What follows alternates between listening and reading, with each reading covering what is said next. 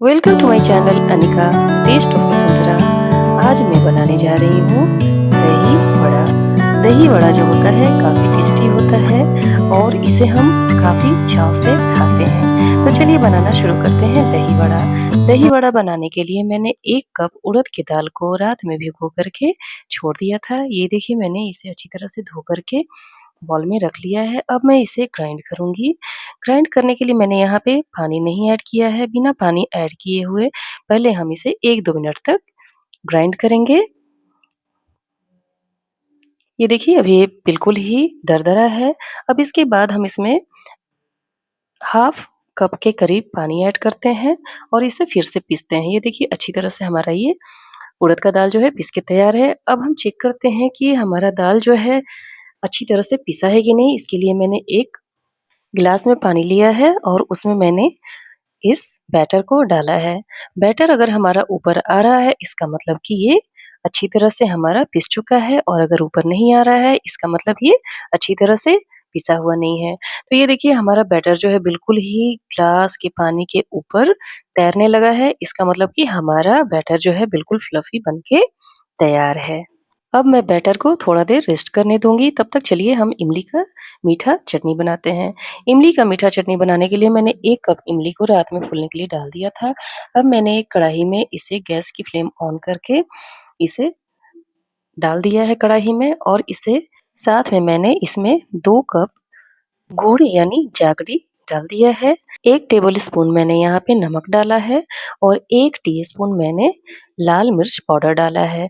ये सबको डालने के बाद 5 से 6 मिनट तक हम इसे कुक करेंगे। कुक करने के बाद हमारा ये इमली का लाल चटनी बन के तैयार हो जाएगा। ये देखिए इमली का चटनी जो है 5 से 6 मिनट तक कुक हो चुका है और ये हमारा इमली का मीठा चटनी बनके बिल्कुल तैयार है। अब मैं गैस की फ्लेम को मैं यहाँ पे ऑफ कर रही हूँ। तब तक चलिए बैटर को चेक कर लेते हैं। ये देखिए बैटर हमारा करीब 1 घंटा के करीब रेस्ट कर चुका है और ये देखिए बहुत फ्लफ़ी हो चुका है।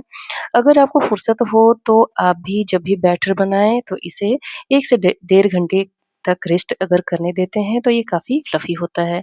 तो देखिए मैं यहाँ पे बैटर को एक बाउल में यहाँ पे ट्रांसफ़र कर ली हूँ और यहाँ पे मैंने 2 टीस्पून नमक डाल दिया है, 1 टीस्पून मैंने यहाँ पे काला मिर्च डाल दिया है और 1 टीस्पून के बराबर कटा हुआ अदरक डाल दिया है। अब इसे हम इस तरह से फेंट लेंगे। अब हम कढ़ाई को गैस फ्लेम पे रख देंगे और एक पतीले में 6 ग्लास पानी ऐड कर लेंगे। ये देखिए मैंने कढ़ाई को फ्लेम पे रख लिया है। इसमें मैंने सरसों का तेल डाल दिया है तलने के लिए। अब चलिए वड़ा बनाया जाए। वड़ा बनाने के लिए सबसे पहले हाथों को पानी में भिगोना होता है और इस तरह से बैटर को हाथ में लिया जाता है और इसमें अंगूठे से हम इसमें एक छेद करते हैं और धीरे से तेल गरम होने के बाद तेल में हम इसे डाल देते हैं। ये हमेशा ध्यान रखिए कि कभी भी जब वड़ा बनाएँ तो गैस की फ्लेम हमेशा हाई होनी चाहिए और तेल हमारा बिल्कुल ही ज़्यादा गरम होना चाहिए। ऐसा गरम होना चाहिए कि उसमें से हल्का-हल्का धुआँ निकलने लगे, तो हमारा वड़ा अच्छा बनेगा। ये देखिए मैंने एक-एक करके वड़े को डाल दिया है और ये देखिए इस तरह से वड़ा जो है हमारा करीब-करीब बन के तैयार हो गया है। अब इसे हम निकाल कर के पानी में डालेंगे। ये देखिए वड़ा कितना सुंदर बनके तैयार है और इसका कलर कितना सुंदर आया है। अब इसे हम पानी में ट्रांसफ़र कर लेंगे। ये देखिए पानी में मैंने यहाँ पे सारे वड़े को डाल दिया है। अब फिर से हम अगला वड़ा बनाएँगे इसी तरह से डाल कर के और फिर से हम पानी में डाल देंगे।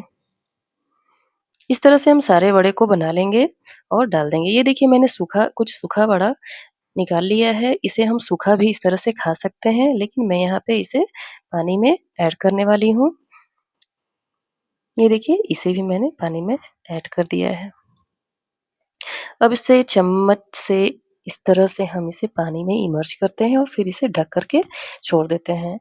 तो जब तक हमारा वड़ा रेस्ट कर रहा है पानी में, तब तक हम क्या करेंगे कि यहाँ पे जीरा को एक तवे के ऊपर ड्राई रोस्ट कर लेंगे। ये देखिए जीरा हमारा ड्राई रोस्ट हो चुका है। अब इसे हम इस तरह से एक लकड़ी के तख्ते के ऊपर रख देते हैं और इस तरह से बेलन की सहायता से हम इसे पीस लेते हैं। ये देखिए हमारा जीरा जो है बिल्कुल अच्छी तरह से पीस के तैयार है और तब तक देखिए हमारा ये वड़ा भी बिल्कुल पानी एब्ज़ॉर्ब कर चुका है और ये काफ़ी सुंदर दिख रहा है। तो ये देखिए किस तरह से ये फूल चुका है और ये कितना सॉफ्ट हो चुका है। ये देखिए अंदर तक पानी जो है खिल चुका है। अब चलिए नेक्स्ट प्रोसेस स्टार्ट किया जाए। सबसे पहले हम एक बड़ा-सा बाउल ले लेंगे और बाउल में हम बड़े वड़े के पानी को निकाल लेंगे इस तरह से। ये देखिए वड़े के पानी को मैंने यहाँ पे निकाल लिया है। अब इसमें हम 1 कप दही डालेंगे। यहाँ पे मैंने 2 टीस्पून नमक डाल दिया है।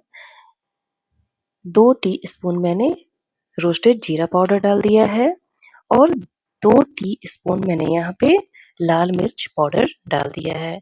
अब इसे हम अच्छी तरह से मिला लेंगे। मिलाने के बाद हम एक-एक वड़े को इस तरह से हम इसमें डालते जाएँगे। देखिए वड़ा हमारा बिल्कुल अच्छी तरह से फूल चुका है, इसमें पानी जो है एब्ज़ॉर्ब कर चुका है। अब दही के पानी में हम इसलिए डालते हैं ताकि वड़ा दही वाले पानी को एब्ज़ॉर्ब कर सके और इसका टेस्ट अच्छा आ सके। अब हम वड़े को दही वाले पानी में इसी तरह 3 से 4 घंटे तक रेस्ट करने देंगे। ये देखिए 3 से 4 घंटा हमारा हो चुका है और ये वड़ा जो है बिल्कुल ही अच्छी तरह से बन के तैयार है। अब हम 1 कप दही को अच्छे से फेंट लेंगे। ये देखिए दही हमारा बिल्कुल क्रीमी हो चुका है। इमली का चटनी जो हमने बनाया था वो ठंडा हो चुका है। अब उसमें से हम एक्स्ट्रा पार्ट को अलग हटा लेंगे और चटनी को अलग कर लेंगे। देखिए सारी सामग्री को मैंने रेडी कर लिया है दही वड़े के ऊपर डालने के लिए।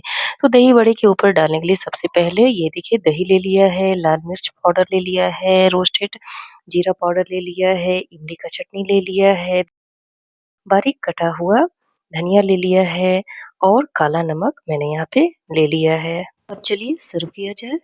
मैंने सबसे पहले एक बड़े से प्लेट में 6 दही वड़े को ले लिया है और इसके ऊपर से फेंटा हुआ मैंने सबसे पहले दही डाला है। उसके बाद मैंने इमली की मीठी वाली चटनी को डाला है। उसके बाद मैंने यहाँ पे काला नमक को डाला है। अब मैंने यहाँ पे रोस्टेड जीरा पाउडर को डाल दिया है। अब मैं यहाँ पे लाल मिर्च पाउडर डाल रही हूँ और फाइनली यहाँ पे बारीक कटे हुए धनिया से मैं यहाँ पे गार्निश करूँगी। ये देखिए बारीक कटे हुए धनिया को मैंने यहाँ पे डाल दिया है और ये देखिए दही वड़ा कितना सुंदर दिख रहा है और ये काफ़ी सॉफ्ट है और काफ़ी टेस्टी है और दिखने में भी काफ़ी सुंदर लग रहा है। तो देखिए इस तरह से मैंने दही वड़ा अपने घर में बनाया है इस होली के मौके पर। आप भी इस होली पे इस तरह से दही वड़ा अपने घर में बनाएँ, खुद भी खाएँ, अपने परिवार को भी खिलाएँ और अगर मेरी वीडियो पसंद आए तो इसे लाइक, शेयर और सब्सक्राइब करना ना भूलें। थैंक यू, धन्यवाद।